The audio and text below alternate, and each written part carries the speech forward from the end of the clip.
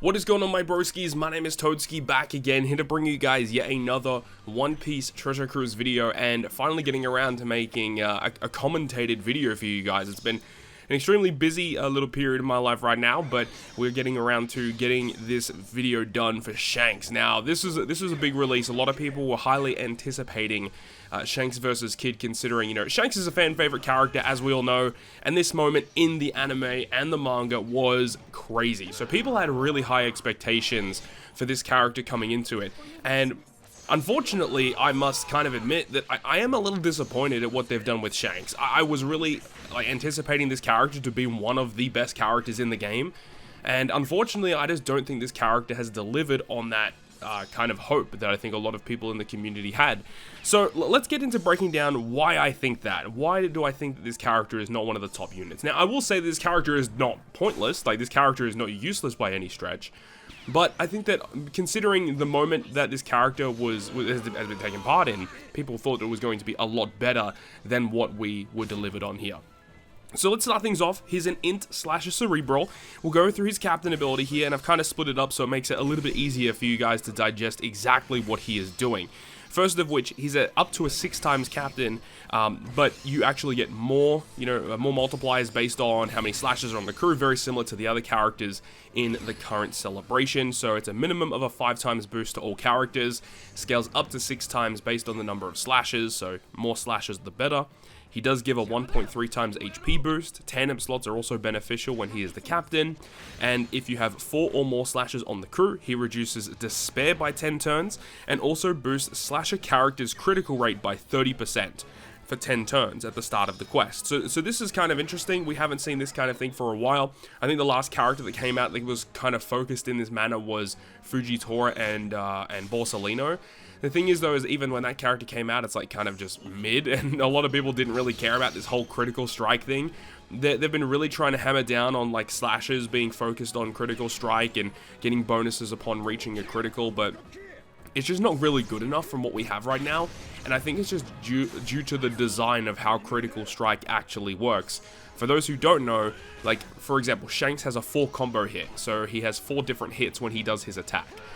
The critical strike will only affect the final hit of the combo hit. It doesn't affect the entire damage that Shanks actually does. So that really kind of hinders the potential that the critical strike does have. But basically, when you have this active for the first 10 turns, then it's pretty much your slashes will have a guaranteed chance to crit.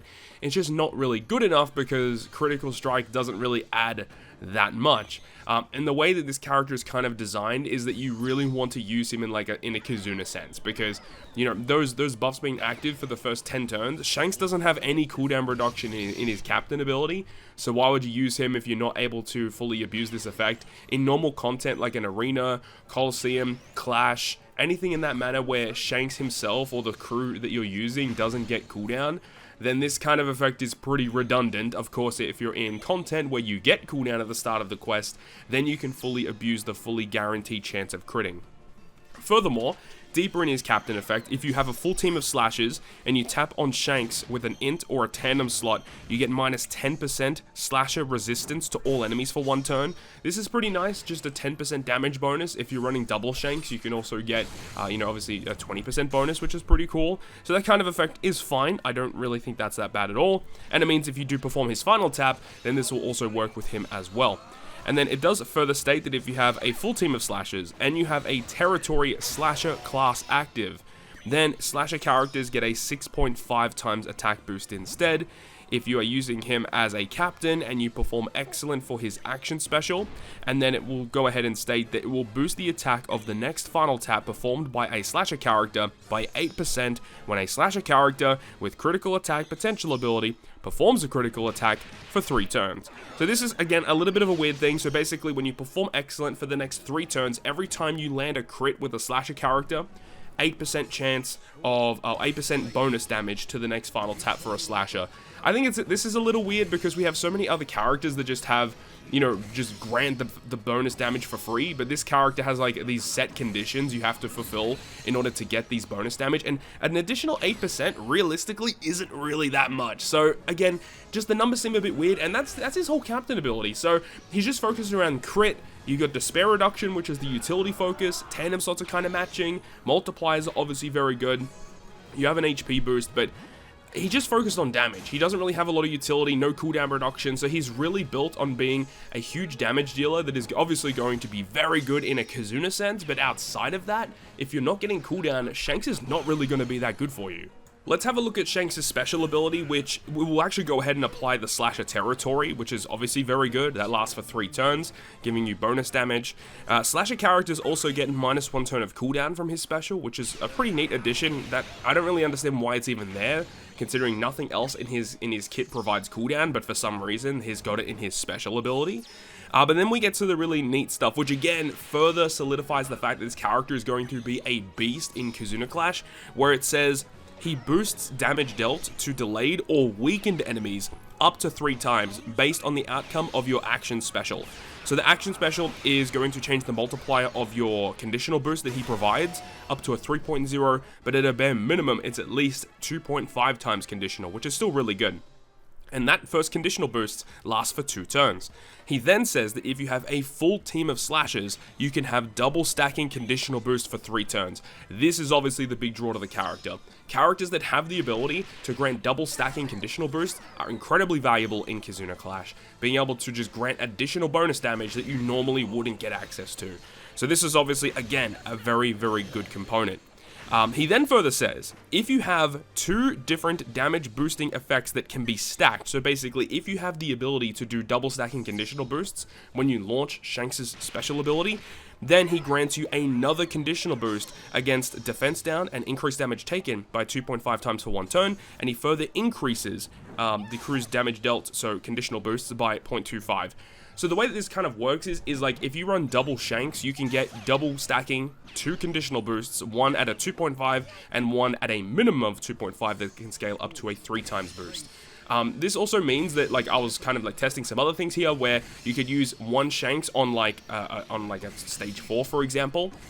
And then when you reach the final stage, you can activate your secondary Shanks. Because the double stacking conditional boost lasts for 3 turns, but his first conditional boost only lasts for 2 turns, that means when you move into that final stage, you can activate your second Shanks, and the secondary Shanks, because you don't have any conditional boost active, but you're allowed to double stack 2 of them, the secondary Shanks special will just give you 2 conditional boosts and then give them a 0.25 extra, giving you up to a 2.75 and then up to like a 3.25 conditional boost, which is obviously very, very strong when you stack that in a Kizuna boss scenario, on top of the territory that he can grant an additional 1.5 bonus damage. So that's just kind of it. Like, his special doesn't do a lot. It's solely focused on doing a ton of damage. So again, further solidifying, very good in Kizuna Clash. Outside of that though, I don't know. It's going to be a little bit finicky to use him, I think. As long as you can surround him with really good utility-focused characters, this character is going to be a great addition to your squads. But yeah, I just don't think that he's not going to be that end-all, be-all character that can just steamroll a bunch of content really easily because of the crazy just abilities that he has. Kind of like when Psy Gear 5 Luffy first dropped, where that character just beat everything because he just has everything in his kit. Whereas this character is far from that. Alright, let's go ahead and move on to his Versus effect. Now, this is one thing that I also think is terribly, terribly designed. His Versus effect requirement is absurd. Again, the way that it's designed is basically like, you know, if you use him in a Kizuna boss, yes, this is going to be good because the Versus effect requirement gets severely reduced. In any other piece of content, getting this to activate is super annoying. So you need to consume Recovery, Tandem, Bomb, or Super Bomb slots with your normal attacks or past turns. So that condition is fine, but the gauge is 18. You have to get 18 orbs or pass 18 turns, including preemptives of course, The thing is though, is that the orb consumption is actually for the whole crew, not just for Shanks, that is a good thing, I will say, considering the number is so high. So you can just have one of those characters that generates a full board of recovery or full board of tandem slots, and if you consume all of them, then that's already getting you -6, right? So that's like the way that you can kind of cheese that kind of gauge. But the thing is we had other characters in this celebration with really crazy versus effects, and those conditions are very, very easy. Like Luffy and Kaido's versus effect is absurdly easy to get. Even Blackbeard and Law, those ones are also incredibly easy to get maxed. This one is very difficult, so I'm a little concerned about this one. I don't understand why they made this one so difficult. Very, very frustrating. The effect, though, is incredible, where it applies a weakened status, which is a 1.3 times increased damage taken, and then if this weakened status is next to an increased damage taken on the opponent, then this gets a further 1.3 multiplier, incredibly good, and that does go through full immunity, and that lasts for 1 turn, and he also grants 1000 base attack to your slashes for 1 turn. The 1000 base attack is kind of mid, no one really cares about that, but the weakened status that goes through immunity is incredibly rare, it does not happen very often. There's only one other character that can do it through full immunity, and that is the Int Egghead Jewelry Bonnie character, and you can only do it in the captain ability of that unit. Whereas this character can provide it as a versus effect, which can be used as a sub, can be used as a captain, can be used anywhere. So the versus effect, very good. The condition, pretty bad. And then to round out this character is the final tap. Now, I've seen some mixed opinions about this final tap. We'll talk about my opinion in just a moment, but the requirement, very easy. You need to reach the final battle and have a full team of slashers, essentially. It says you need 5 characters that are slasher on the crew, but it doesn't include himself, so basically you need a full team of slashers in order to get this to activate. And the effect gives himself a guaranteed tandem slot that goes through super block, which is actually really, really good. And then it also will boost the chain multiplier of the final tap by 2.25 times and further increase your conditional boosts by 0.25. What I will say is that I don't kind of like the fact that he only grants the buffed conditional boost with the final tap, because his kit doesn't have an effect to grant double buffing of conditional boosts like other characters get access to. So that's a little strange that he doesn't do that. I would love if his activation effect like granted double buffing for your conditional boost and then buff them, because that would actually make sense with the rest of his kit. So there's a little bit of overlap with his special, which I don't like. And the effect to buff the chain by 2.25, some people are really hating on this, but this final tap is still really, really good. Like, this is really strong. If you can stack this with other effects to further make your chain incredibly high, like, I think a lot of people are kind of underrating this effect. Like the final tap of Legend Uta, this is essentially a buffed Legend Uta final tap is what it is. We also know that the final tap of double stacking conditional boost Big Mom, double stacking conditional boost Nico Robin, those characters' final taps are actually very similar to this as well, with chain buffing effects. While it's not the best final tap in the game, it would have been cool if it was kind of like the K-Dad one, where the amount of damage from your other slashes gets added on top of this. This is solely focused on making Shanks the big damage dealer of your team, which makes sense with the rest of his kit. You've got the effect when you use his effect as a captain, and you tap on him with a tandem slot, he grants the resistance down against the opponent. So when you perform this final tap as the captain, it will grant the additional 10% resistance, which of course is going to further make Shanks' damage crazy, crazy high.